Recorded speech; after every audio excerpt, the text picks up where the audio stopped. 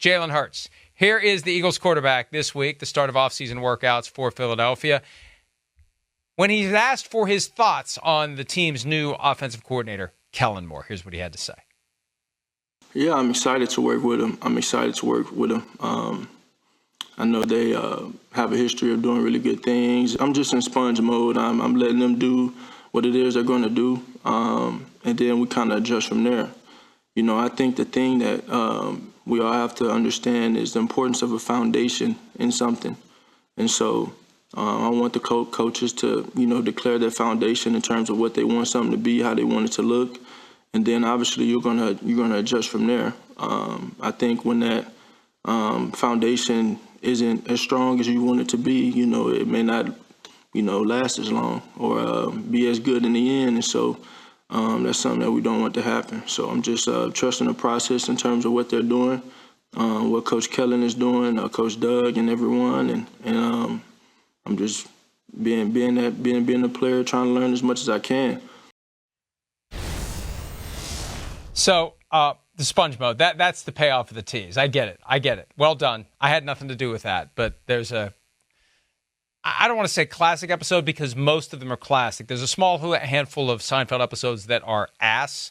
Most of them are great. And I like moments and storylines and jokes and whatever. But Spongeworthy was one of the...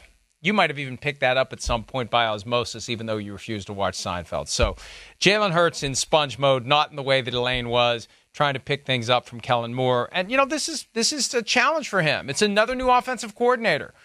We hear about that with other quarterbacks. Oh, look how many different offensive coordinators he's gone through. The guy they handpicked, the guy that he's known forever. 1 year and he got fired.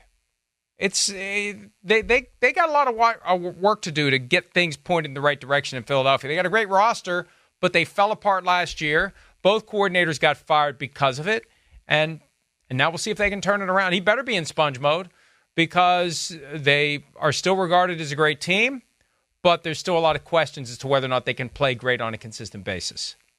Yeah, but there should be, right? I mean, based on what happened at the end of last year, that's got to fall on somebody. Obviously, in this particular case, it fell on those coordinators and also Matt Patricia, who was not technically a coordinator, but then became a defensive play caller, and then the defense got worse. So who knows why they really did that. So I'm interested to see what Jalen Hurts is going to look like in this offense because, we know that Jalen Hurts is talented.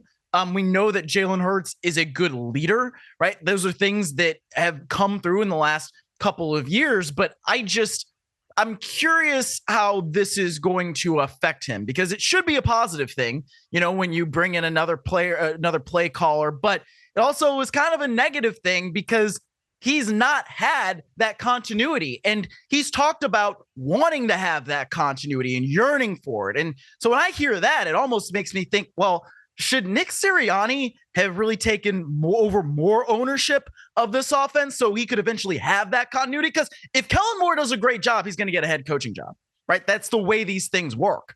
So I don't think that they were probably Jeff Lurie and Howie Roseman were inclined to have Nick Sirianni do that going into this offseason after the collapse of last year. But if Nick Sirianni does a good job, maybe that's something that they need to start considering because that's the only way that you're going to have that continuity is if Sirianni is the offensive play caller.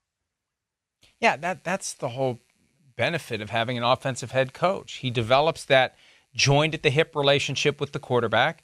The quarterback has the continuity he's looking for, and you keep getting better and better and better.